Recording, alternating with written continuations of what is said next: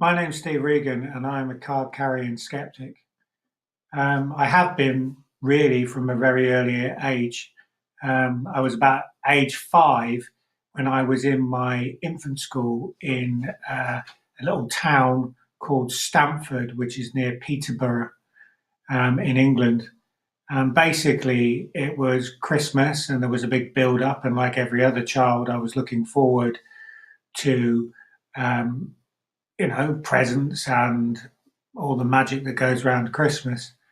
Well, I was in the main hall and everybody was very excited and they brought all the children in there and we heard the sleigh bells going and everybody was told to go to the windows, and it was an old Church of England school, so it had big arch windows and it was dark outside because it was winter, and we all looked outside, and the teachers were pointing up at the sky, going, "Can you see? Can you see? There's Santa Claus flying across the sky."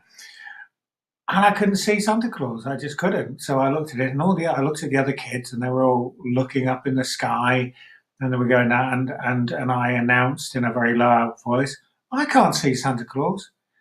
And I was looked at very coldly by one of the teachers.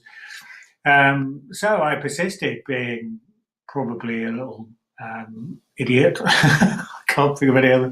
But I kept saying, "I can't see it." And then they said, "Oh, you can hear his footprints out. You can hear his footfall outside in the snow.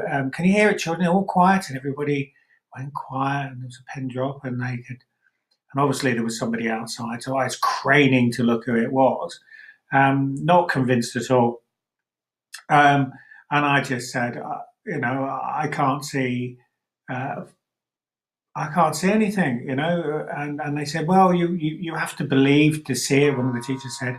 And I persisted. So I was sort of taken out of the hall because I was causing some anxiety to the other younger children there.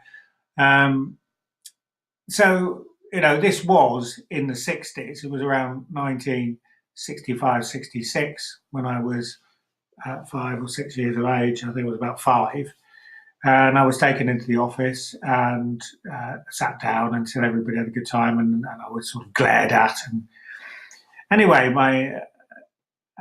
it was the end of the day, and the my mother came to pick me up from school, and I was going outside, and one of the teachers had a word with her, and as we were walking back down the street, my mother said to me, what happened? And I just said, "Well, I couldn't see Father Christmas, and I don't think they were telling the truth." And she sort of looked at me and she said, "Well, the other kids might want to believe." And, that struck a real chord for me because in the future, I kind of, for a bit of time, I know I was young, but I didn't believe anything that any adult told me for a little while because I'm not probably relaying this very well, but it was a real shock to me that they were lying. They were saying there was something there that wasn't, and there was a big group delusion going on. So I went home, and my father was a card carrying skeptic even at that age. And I told him, and he said there was no such thing as Santa Claus. There were stories told to children. And he started to tell me all about other myths that were around. And from that day on, I just understood that there was these things that adults told children. And I took that forward into my later life, and I just um, no double checked everything. So somebody told me something. I'm not beyond being conned, but I always look at everything with a good level of skepticism now and try to say, what do the people want out? What's the motives here? Are they trying to sell me something? Are they trying to exacerbate a myth? Is it about ego? I don't know.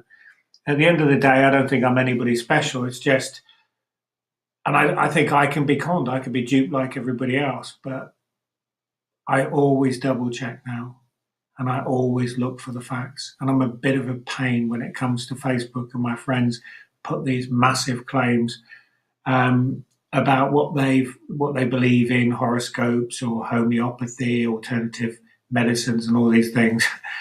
And I always go to Snopes or find some facts for them, do a bit of fact checking for them.